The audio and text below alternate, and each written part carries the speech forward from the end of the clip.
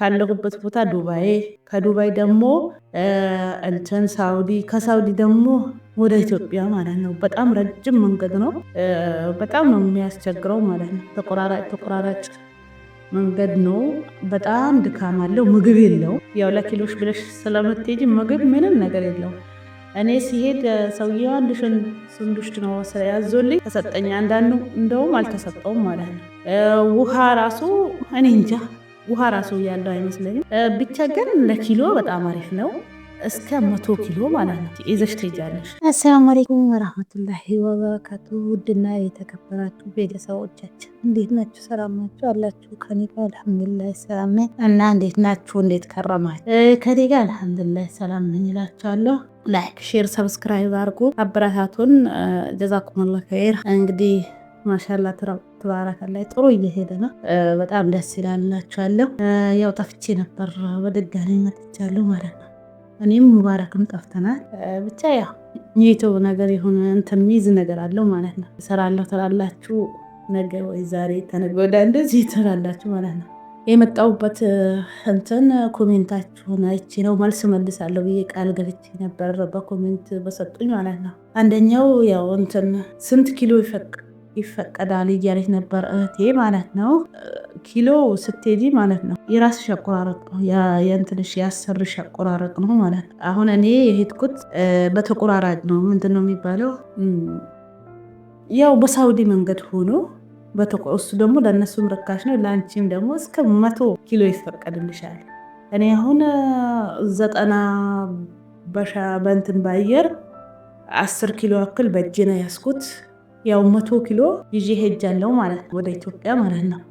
እንደውም አሁን በዛ መንገድ ስትሄጂ ነፃነትም አለው። ብቻ ግን ድካም በጣም አለው። ለምን? አንደኛ ይሄ የእንትኑም አየር በማታ እንጂ በቀን አይሄድም ማለት ነው። በማታ በ10 ሰዓት አካባቢ በእኛ አገር ማለት ነው። በእኛ አገር በ9 ሰዓት አካባቢ ነው የሚበረው ማለት ነው። ይሄ ትራዝሬት ነው መሰለኝ የሚባለው የእሱ አየር ነው። በቃ በተቆራራጭ ነው የምትሄጂው። አሁን እኔ ያንን ቀን በሁለተኛ ቀን ነው የገባሁት። ከዚህ ካለሁበት ቦታ ዱባይ፣ ከዱባይ ደግሞ እንትን ሳውዲ፣ ከሳውዲ ደግሞ ወደ ኢትዮጵያ ማለት ነው። በጣም ረጅም መንገድ ነው። በጣም ነው የሚያስቸግረው ማለት ነው። ተቆራራጭ መንገድ ነው። በጣም ድካም አለው። ምግብ የለው። ያው ለኪሎሽ ብለሽ ስለምትሄጂ ምግብ ምንም ነገር የለው። እኔ ሲሄድ ሰውየው አንድ ስንዱሽት ነው ያዞልኝ ተሰጠኝ። አንዳንዱ እንደውም አልተሰጠውም ማለት ነው።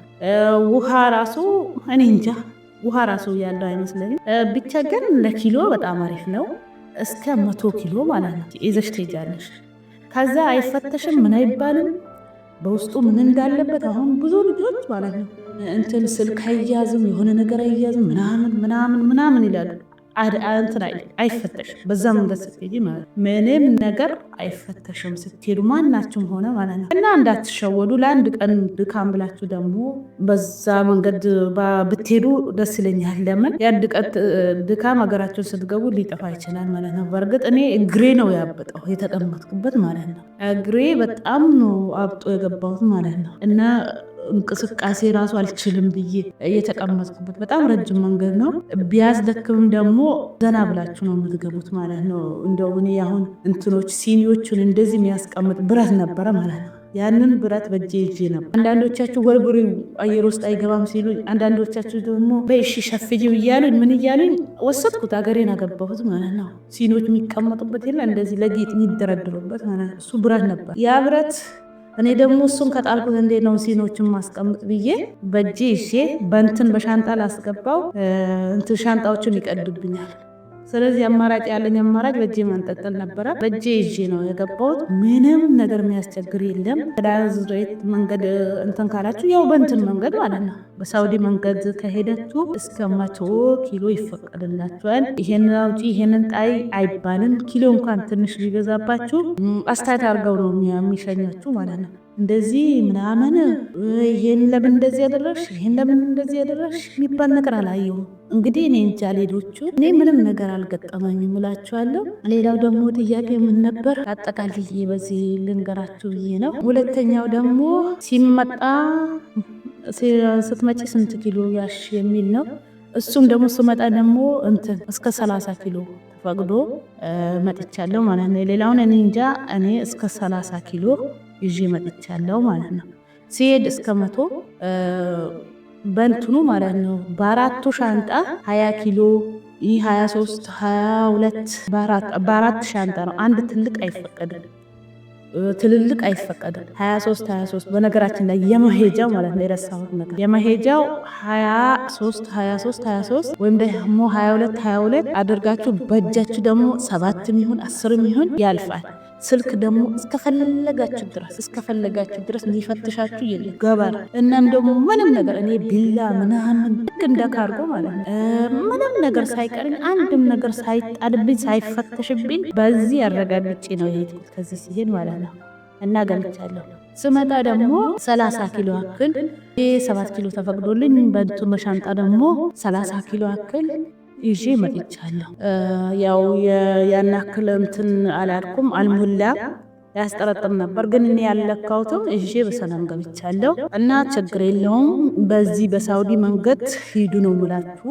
አንዳንዶቻችሁ 45 አሁን በዚህ በቀጥታው 45 ኪሎ 50 ኪሎ ነው መሰለኝ በእጀ 7 በዛ ደግሞ 45 ይሁን 46 ይሁን እኔ ይያዛል። ከዚህ በፊት እኔም ሲሄድ እንደዛ ነው ከሳውዲ ማለት ነው። እና በዛ መንገድ ከሚሆን እቃችሁን የዚህን አገር የሚያስፈልጋችሁ እቃ ገዝታችሁ ሳጥሉ ጓደኛውን ከኔ ጋር አብራ ያሰራቻለች። እሷ ስትገባ ብዙ እቃ ጥላ ነው የገባችው ማለት ነው። ይሄን አክል እንትን አይፈቀድም ተብላ የገዛችውን ልብስ በጠቅላላ ጥላ ነው ሄደች። ሁለት ጓደኞቼ ማለት ነው። እናንተ ደግሞ ቆረጥላችሁ ትኬት አገር ለመግባት ካሰባችሁ